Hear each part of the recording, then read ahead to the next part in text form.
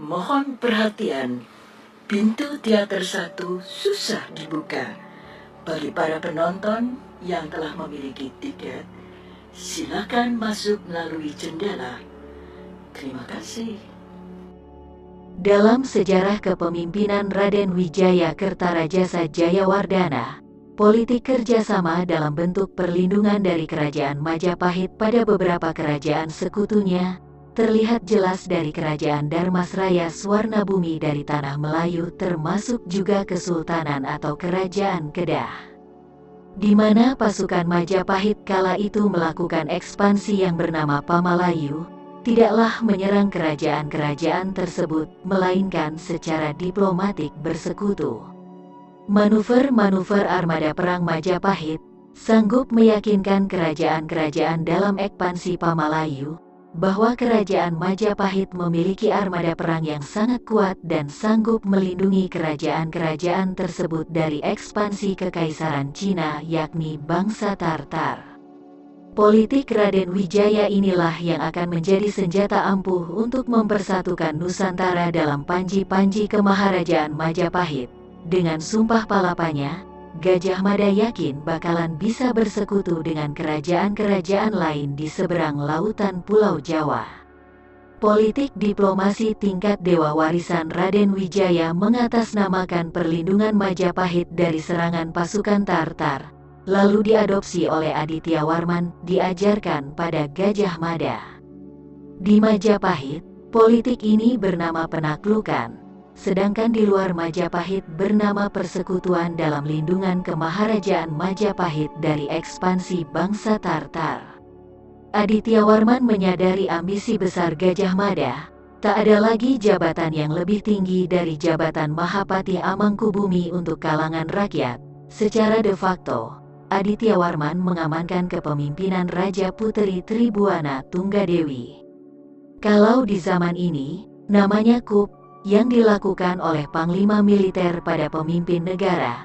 Ya, Aditya Warman dan Raja Puteri Tribuana Tunggadewi menyadari kemungkinan Gajah Mada akan melampaui kekuasaan Amangkubumi. Semua itu tak lepas dari kepiawaian dan kecerdikan putra mahkota Aditya Warman. Gajah Mada hanyalah pion yang digerakkan Aditya Warman. Di kemudian hari, pion itu akan berbalik menghantam Aditya Warman akibat manuver politiknya. Namun setidaknya, posisi Raja Majapahit tidak jatuh di tangan Gajah Mada. Kita kembali ke Gajah Enggon. Dakaprana, panggil Gajah Enggon. Pria bertubuh besar dan kekar itu menghampiri Gajah Enggon. Hamba Gusti Senopati, sapa Dakaprana menunduk takzim di depan Gajah Enggon. Ini ada perintah langsung dari Patih Gajah Mada. Kamu segera bergabung dengan pasukan Batara Bayu di kesatuan yang dibawahin Senopati Randu Ijo. Tugas kamu hanya melihat sepak terjang Batara Bayu mengejar dan menangkap Raden Jasawiret. Segera laporkan ke Telik Sandi di pedukuhan terdekat jika ada hal yang mencurigakan seperti melepaskan pelarian ataupun cara kerja Senopati Randu Ijo yang tidak sesuai peraturan bagi para pemberontak jika sudah menyerah maupun cara kerjanya yang tidak berhati-hati alias ceroboh. Seperti kita ketahui, Randu Ijo selalu meremehkan lawan.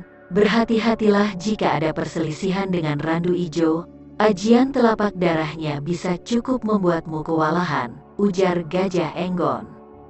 Baik Gusti Senopati, sahut Dakaprana dan segera ke pasukan Batara Bayu menemui Senopati Randu Ijo.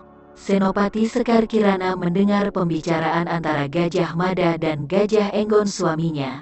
Dia mendekati Gajah Mada karena dia masih bawahan Gajah Mada, meski dia bukan dari pasukan Bayangkara. Dia memiliki kesatuan tersendiri yang khusus menjaga Raja Majapahit dan kerabat kerajaan. Nama kesatuannya Cakra Surya bawahan Raja Dewi Maharajasa Dyahwiyat, adik bungsu Raja Putri Tribuana Tunggadewi. Tugas awalnya mendampingi Raja Putri Tribuana Tunggadewi, namun melihat Gajah Mada dan Gajah Enggon yang langsung mengawal keselamatan junjungannya, Sekar Kirana berniat ikut memburu pentolan-pentolan pemberontak. Kakang Mada, Maaf, aku tadi tidak sengaja mendengar pembicaraan Kakang Mada dan Kakang Enggon. Aku ingin diikut sertakan ke Batara Bayu, kata Sekar Kirana di samping Gajah Mada. Gajah Mada tersenyum dan memandang wajah wanita cantik yang menjadi senopati di Daha. Wanita dewasa ini seorang pendekar dari Padepokan Kijang Berantai. Berusia 30 tahun, istri Gajah Enggon. Mengingat pentingnya misi menangkap Jasa Wiret, Gajah Mada berpikir tidak ada salahnya mengikut sertakan Sekar Kirana. Pertimbangnya permintaan lisan dari Sekar Kirana untuk ikut bergabung ke Batara Bayu seperti Dakaprana. Setidaknya memperkuat Batara Bayu menunaikan misi mereka. Namun Gajah Mada juga memahami dua permasalah dari diri senopati muda ini. Pengalamannya di intelijen masih kurang. Mungkin keikutsertaan Sekar Kirana ini bisa menambah pengalamannya.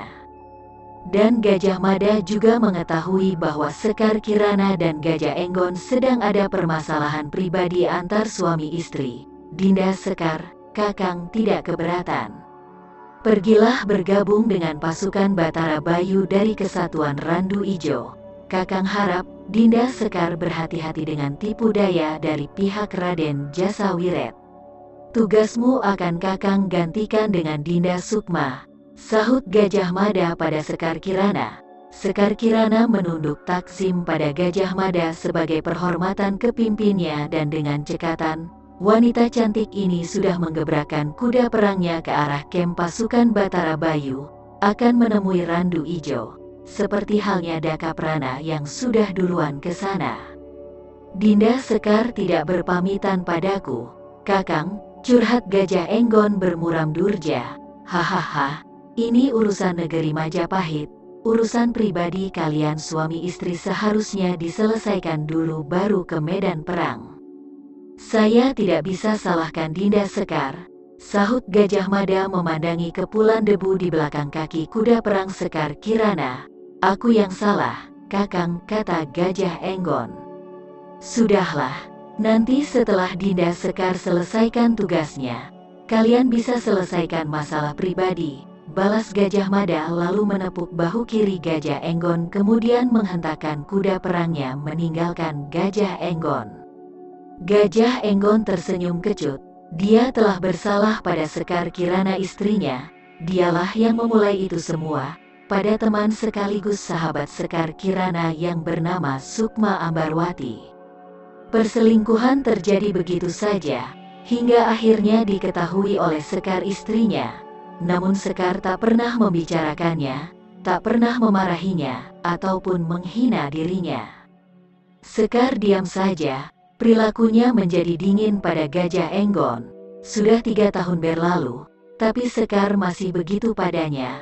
Kita kembali ke Randu Ijo. Hahaha, hahaha. Randu Ijo masih tertawa terbahak-bahak mengingat Arya Dwipangga. Bagilah koin-koin kepeng itu, Dakaprana, perintah Randu Ijo. Dakaprana hanya mengeleng-gelengkan kepalanya melihat tingkah Randu Ijo. Hahaha, sepertinya kalian berlima tak berniat, sinikan kantong kepeng itu. Hanya sekantong koin kepeng, takkan cukup untuk bekal perjalanan dan biaya berobat temannya. Hahaha. Ujar Randu Ijo. Dakaprana menyerahkan kembali kantong kepeng pemberian Arya Dwipangga pada Randu Ijo. Nah, bantu saya hitung ada berapa kepeng.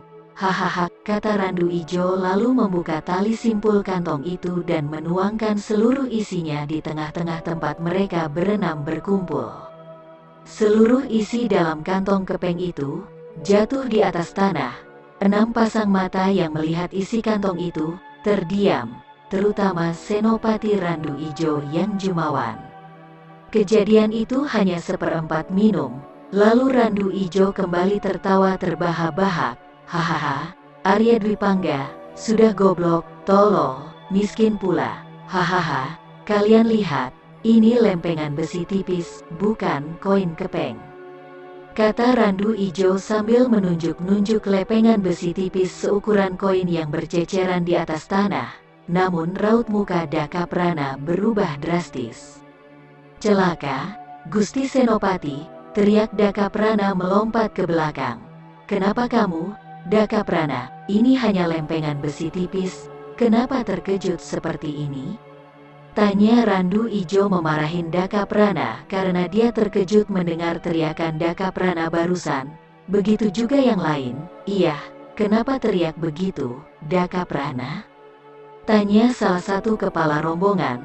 Dakaprana berusaha menenangkan dirinya dengan menarik nafas dalam-dalam dan menghembuskan perlahan-lahan berulang kali. "Yang goblok dan tolol itu kamu, Randu Ijo. Heran kenapa ada seorang senopati Majapahit punya otak seperti otak udang," kata Dakaprana di dalam hatinya. "Hai, Dakaprana," tegur Randu Ijo. "Gusti Senopati, dari lempengan besi tipis ini ketahuan jika penyamaran Gusti Senopati sudah diketahui Arya Dwipangga. Ini tanda yang diberikan Arya Dwipangga pada Gusti Senopati bahwa dia sudah mengetahui penyamaran Gusti Senopati," sahut Dakaprana keki. Randu Ijo termenung, mencoba mencerna perkataan Dakaprana. "Celaka, Senopati Sekar Kirana." Sekarang giliran Randu Ijo yang melompat ke belakang setelah memahami maksud dari Dakaprana. Keringat dingin bercucuran memenuhi wajah tuanya. Ketakutannya pada Rakembar tak sebesar ketakutannya pada Gajah Mada, khususnya Gajah Enggon. Bagaimana bila terjadi sesuatu dengan istri Gajah Enggon yang ditinggal sendirian tanpa pengawalan di rumah Ki Danu bersama Arya Dwipangga? Dia tak berani membayangkannya.